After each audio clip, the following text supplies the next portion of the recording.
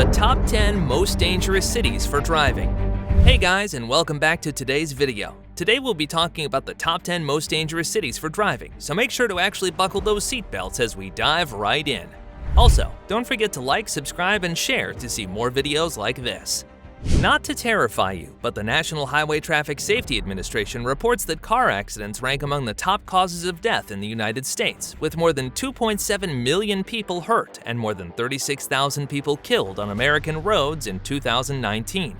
Driving is one of the most frequent and dangerous activities we engage in on a daily basis. Every time you get behind the wheel, you have a very small risk of being in a collision. These cities rank among the worst in the world for driving, according to a number of sources. And although the COVID-19 pandemic has caused drivers to spend less time on the roads over the past years, preliminary data from the NHTSA suggests that traffic fatalities increased in 2020. In the United States, vehicle miles traveled fell by 14.5% over the first 9 months of 2020, but over the same period, fatalities reported were up by 4.6% to over 28,000. Fortunately, improvements in vehicle safety and changes in governmental policies have resulted in a decrease in fatalities over the past few decades. Improved airbags and collision technology, as well as electronic stability control and automatic braking systems, which reduce the number of collisions, have all been added by manufacturers to make cars safer. According to U.S. Transportation Research, there has been a 1,000% increase in large verdicts involving trucks. The average verdict for trucking lawsuits worth more than $1 million rose from $2.3 million to $22.3 million. Laws should be stricter against larger corporations. Changing societal norms and emotional attitudes toward these corporations, combined with increasingly aggressive plaintiffs, are all contributing to this incredible increase in jury verdicts.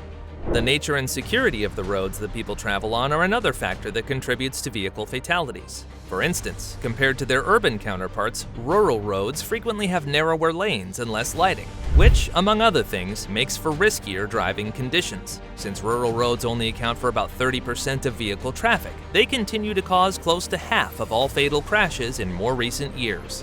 As a result, rural roads accounted for the majority of vehicle fatalities up until 2015.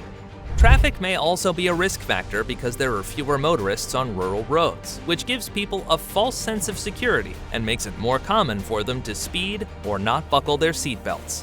According to data from 2015 to 2019, the top 100 verdicts tripled in value from $54 million to $214 million, owing to a 30% increase in the number of cases that surpassed the $100 million thresholds.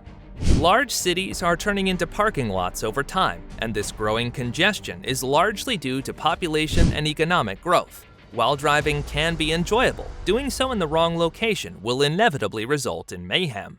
While every city in the world has its share of traffic